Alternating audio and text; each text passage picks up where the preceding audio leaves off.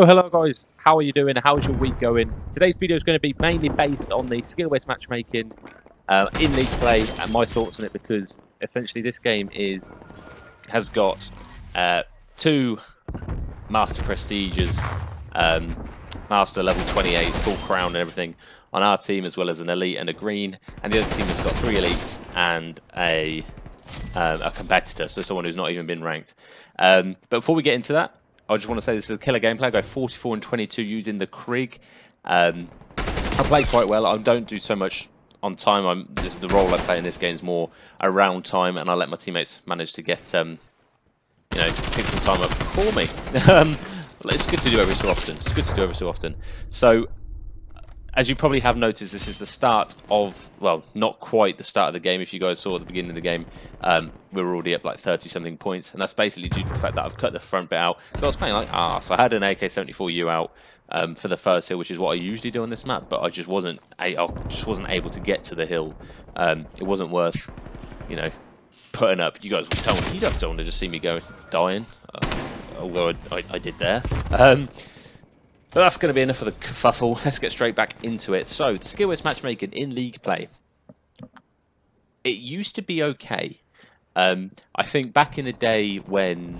So, I think it's solely based on ranks. So, i.e. what gem you have, either Master, Elite, Advanced Competitor, and Expert. I think that's essentially what it's based on, and it tries to balance the teams based on that. Now, that's good on a normal situation where the lobbies are full and there's a good amount of player base on the game, but recent times, as you guys probably have been able to tell, the lobbies have been a bit wacky. I mean, this is one of them, where we've got two rank 20, I think it's the 28 earlier, rank 30 with the Crown Masters. And we're playing against someone who's a competitor. Really, they don't stand much of a chance if the skill-based matchmaking and the divisions are done accurately. They don't stand a chance, and I think it's not great that they've done that. But at the end of the day, they've got to put us against somebody. And if there's such a limited amount of people playing, unfortunately, it does put us with the guys. Yeah, but other than that, I do think they do a pretty good job. I mean, back in the day when League Play was high. Like highly played back in March, not March, well, yeah, maybe March and April and May, that sort of time. If you were a Master, chances are you got put into a lobby with other Masters or at least Elites. I think the guys in the EU suffer from it more, like unbalanced teams and less of that skill level in the same game, due to the fact that there's probably less population. I don't know the official statistics. I might be completely wrong on this. So I think EU's servers are less full than, well, not less full, but like have a less populated server than the US maybe does. I mean, I could be talking absolute spiel here, but I think that's probably the case, because it's COD and I think it's more heavily played in the US. Anyway, where am I going with this? So yeah, basically all I'm trying to say is that if the lobbies and servers were more populated, I think the teams would be fairer, and they were back in the day. As a Master, I used to jump on and I used to either play in a full lobby, so 8 Masters all in a lobby, on some occasions. However, often it was a 1 or 2 or 3 or 4 Elites tucked in there, but I never played anything below an Elite, which was quite nice, if I'm honest, because that's how it should be. That's the whole point of Elite Play. You want to pay people around your skill level to just try and improve and get better, and for it to be actually competitive.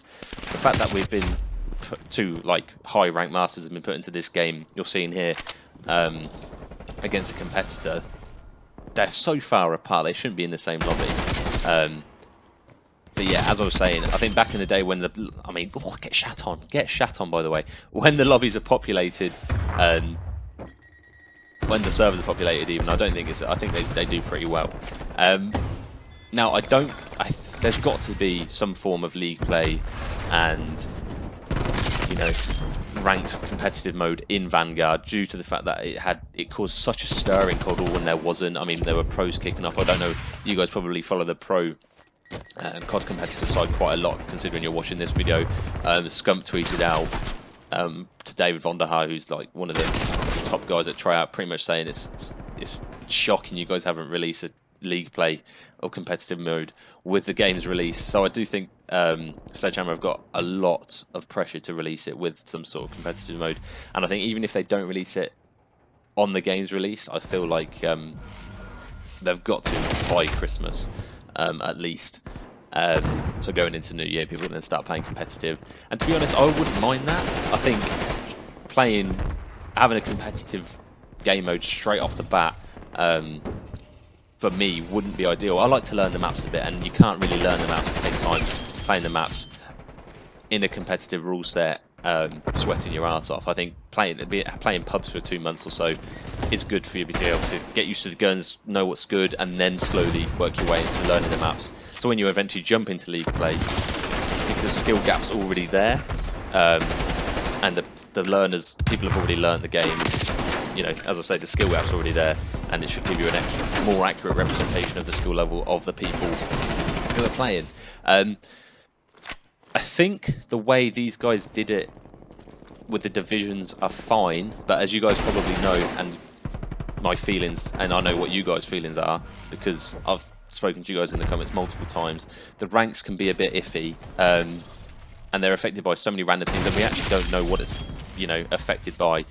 There are rumours, there's speculation, but really, we don't know what it is. And I think in Vanguard, I think it needs to be a defined way in leveling up, or, you know, increasing your skill rating, just so you guys know what to strive for, really. Because otherwise, it's just like, it's nuts. It's completely it's bizarre to me how they've introduced a rank system, but not told people how to get to that higher rank. I mean, in other games like Valorant and let's say Apex, for example, I know it's a battle royale, but it's completely. I'm just using it for an example here. The way you rank up is to either get kills or get high placements, and that's it. And essentially, the best players should be able to do that. And when you get into the top leagues, the top divisions, skill divisions, those top players will be on top because they're the better players. And I think that's not a bad thing, although it does take, because it's, if you don't jump on all the time and you don't play all the time, you're never going to reach that, you know, high tier, even though you do. Even though you know, say you're at that skill level, so that has pros and cons as well. But I do feel like Sledgehammer needs to be transparent in the way in which they decide where to put people in their leagues. The best rank system for me was their other game, which the previous game they did in the Call of Duty franchise, and that was World War II. And essentially, what that was, you couldn't queue with more than 2 people, so you could only queue up. You can, you know, quad stack and triple stack a lobby and absolutely sweat it with your mates.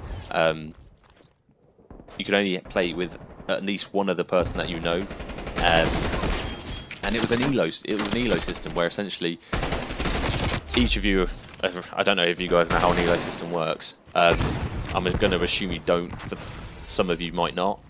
So essentially, you have a random number everyone has the same number allocated to them at the beginning of the game's life cycle, and as they beat players, if you win, you gain elo. If you lose, your elo rating essentially falls. And if you lose against someone who's worse than you, your elo rating will fall even further. However, if you beat someone, say for example you drawed against someone with a lower elo rating than you, your elo will still go down because it's those you've drawn against someone whose elo is worse than you. I don't know if that makes sense. I'll probably be able to find some sort of document that, or I don't know, post that explains it a bit better, but off the top of my head it's quite hard to explain. But I think that needs to be the case. I think it should be done on, can you beat this team, did you beat them, and which is exactly why I don't think you should be able to party up. I think partying up with a maximum of one other person is ideal, because it means that it's going to give a truer representation of the individual skill player's skill rather than a team skill. I think when people are solo queuing and they don't have 3 other really sweaty friends. Say for example you're a nuts gamer and you don't have another 3 sweaty friends to play with. You're not going to be in those top tiers because you haven't got people to queue with and also be sweaty with. So I hope they get this right. Let me know what you guys think. Actually, I'd be interested to hear your guys' thoughts essentially on, did you like Cold War system? What was your favourite games system? As I said, for me it was World War II. And what you think they could improve on. Yeah, I think that's going to be enough. I could ramble on for days, but the video's coming to an end and I don't want to be talking for ages. You guys are probably sick of hearing me. So I hope you enjoyed the gameplay. Obviously, I've absolutely gone off and we've dominated this team, as you should expect.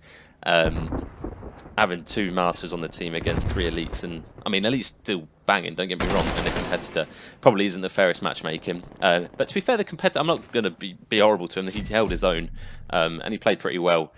But that's going to do it. 44 and 22. Let me know if you enjoyed the gameplay, and I will see you guys in the next video. Ciao.